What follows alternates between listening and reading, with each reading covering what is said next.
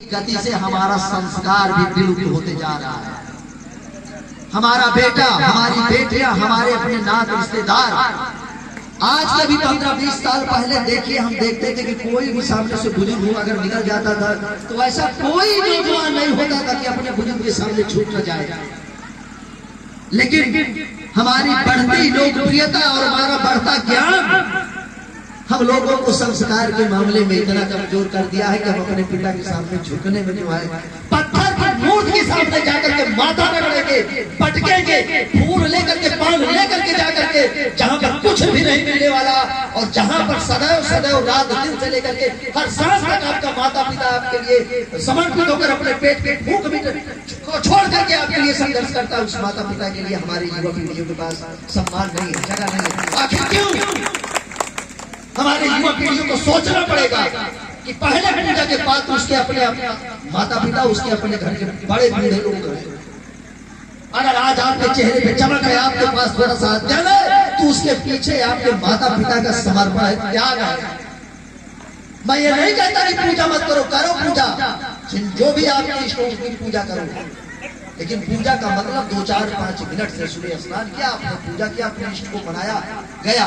लेकिन पहली पूजा अगर कोई बहू है अपने सासू के, अपने ससुर के, अगर सुबह अगर चरण छूने में अगर उसको असहजता होती है तो यह समझिए कि आपकी जो दिशा है वो ठीक नहीं है, आपका जो जीवन है वो सुख में बीतने वाला नहीं है। मैं इसको जोर लगा कर कहता हूँ कि कभी नहीं बीतेगा आपका जीवन सुख में।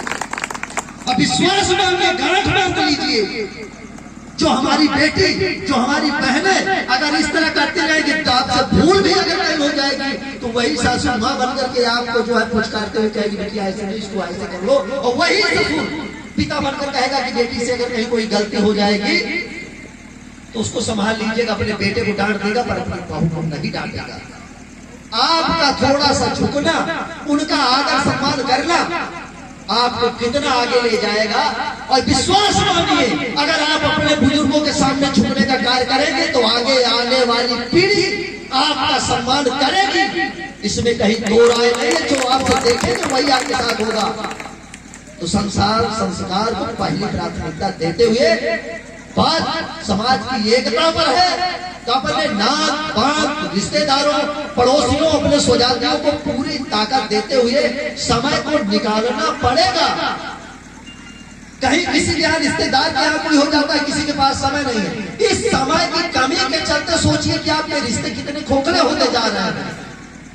बारात जाती है, रिश्तेदार सोचता है कि मैं वहां पहुंच करके दिखा दूं और उसके बाद तुरंत अगर भोजन अगर तुरंत चल रहा हो तो करके निकल लूं।